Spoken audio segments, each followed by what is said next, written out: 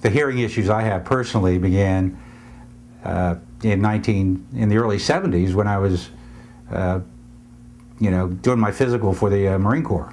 They suspected I had a hearing problem, and I thought it might get me out of the Marine Corps, but it didn't. So it just continued, and of course, nothing ever became of that. It was never an issue for me. It never came up again, and until actually I was in the hotel business for 15 years and was very successful in the hotel business. And I had a friend who was actually in charge of the audiology department at LSU in Baton Rouge, suggested that he thought that I had a hearing problem. And I said, well, yeah, I supposedly did when I was in the Marine Corps. Well, in any event, I went through the treatment process, or the analyzation, whatever they do, with the beeps and all that. And he said that it was probably a genetic issue with me. And when I asked him what I should do about it, he said, well, just get used to doing what you've been doing. So I guess it was kind of minor in his view, but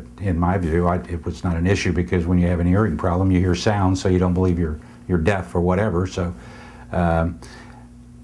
he suggested that I try hearing aids to see if they would work. He didn't prescribe hearing aids, but he said you could try them. He says they may work, they may not. So I did, and I tried them for probably about 6 or 7 years, but they were, I guess they were antiquated hearing aids, and eventually they got corroded and put aside. I just quit wearing them. And then I would say over the last 15, 20 years, just on a whim, I would stop into hearing aid shops just to see what they had, to see if they had something that might help me with my hearing, not really admitting that I had a hearing problem, although it shows on the charts that they do. And so that had gone on for maybe 15 or 20 years, and it wasn't until probably a year ago, getting to know Lori and Don here at Cook, that Lori was very, very good at explaining to me how the hearing process actually works. How the brain deciphers what you hear and how it translates and all that. And I thought to myself, well, that's interesting, because I never really looked at it like that. And she also pointed out to me that it's not so much an issue for me as it is others.